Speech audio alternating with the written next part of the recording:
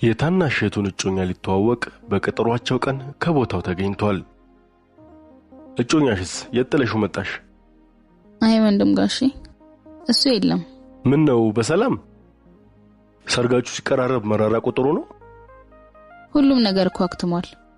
እኔና እሱ አብረን መቀጠል አልቻልንም፣ ተለያይተናል። ምንድነው? ምን ተፈጠረ? እሱ እኔን ለማግባት ዝግጁ አይደለም። ገና ራሱን አልቻለም፣ ስራ የለውም።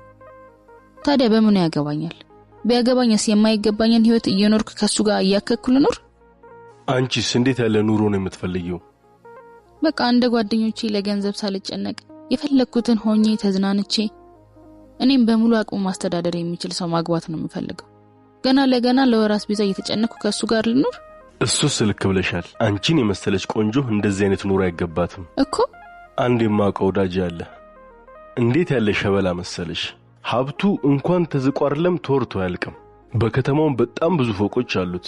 ከመኪና አልፎ በሰማይ የሚበር ነገርም ሳያስብ አይቀርም። እዚህ እንኳን ሲመጣ ሰው ፈጣሪውን ረስቶ ለሱን የሚሰግደው። እንዴት ያለ ከበርቴ መሰለሽ! ያው አንቺም ምንም የማይወጣልሽ ውብ ነሽ፣ በዛ ላይ ተምረሻል።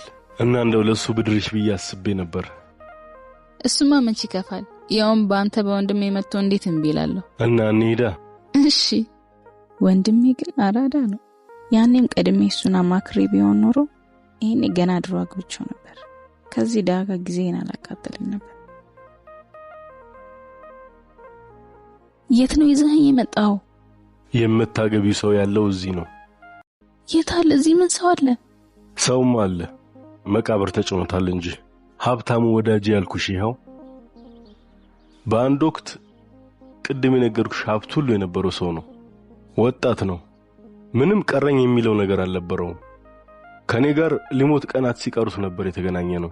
ይህ ሰው በህይወት ኖሮ እንኳን ብታገቢው ብሩ አይደለም እሱም ጥሎሽ ይሄድ ነበር። ደሞም ወንድን ገንዘቡን ብለሽ ባገባሹ ማግስት ሚስቱ ሳትሆኚ ባሪያ ሆነሽ ትኖሪያለሽ። በገንዘብ የሚመጣ ትዳርና በፍቅር የሚመጣ ትዳር አንድ አይደለም። እኩዮችሽ ሀብታም ሲያገቡ ሲለብሱ ሲዝናኑ አይተሽ ይሆናል። ጓዳቸውን ግን ከፈጣሪያቸውና ከነሱ በቀር ማንም አያውቁም። እኔም ማውቃቸው አንዳንድ ገንዘብ አምላኪ ሀብታሞች አሉ።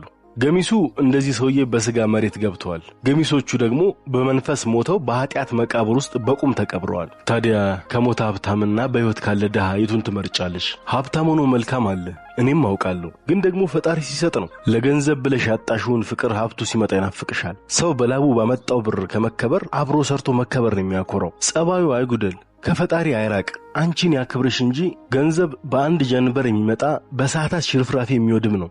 ትዳር ከውጪ ሳቅ ብቻ ይመስላል እንጂ ውስጡ እኮ ብዙ ፈተና አለ። ይህን ደግሞ በመረዳዳት እንጂ በገንዘብ አይቀረፍም። አሁንም አረፈደም። ልቡ ሳይደነድን ተመለሽ። እህል ዋሽን ትተሽ ሀብታም በፈለግ እድሜሽን አትፍጂ። ማንም ሰው የከበረ ሀብታም ቢሆን እዚህ መሬት መግባቱ አይቀርም። የሴትነት ብልሃቱን ፈጣሪ ሰጥቶሽ ሞኝ በመሆን አታሳዝኘው። ብልህ ሴት የሚገባትን ኑሮ በጥበብ ከምትወደው ሰው ጋር የምትኖር ማለት ነች። ብልህ ሁኚ። ፍቅርን የጣለ ፈጣሪን ይጠላል። ይሁዳ እኮ በ30 ብር የሸጠው ጌታን ብቻ አይደለም ፍቅርንም መታመንንም ጭምር ነው። ይህ ደግሞ መጨረሻው ጸጸት ነው። እና ነገ እንዳይጸጸትሽ ዛሬውን ሄደሽ ይቅርታ ጠይቂው። ግን እኮ እሱንማ ቅድም ነገርሽኝ እኮ አላስተዋልሽም እንጂ ሰው ከሰው አይደለም ከፈጣሪም ከተለያየን ቆየን። ለዚህ ነው ታረቂ ያልኩሽ። ሰው ከወዳጁ ሲታረቅ ከአምላኩ ይታረቃል፣ ከፈጣሪው ይታረቃል። ስለዚህ እሺ በይኝና ታለም አሁኑን ሄደሽ ይቅርታ ጠይቂው። እሺ ወንድም አለ። አንተን የመሰለ መካሪ ወንድም ስላለኝ አመሰግናለሁ። ሔዋን ለአዳም አጋር ሆና ተፈጠረች እንጂ አንዱ አንዱን በሀብት እንዲከተልና ቅዱስ ሥጋውን እንዲሸማመት ፈጣሪ አላዘዘም።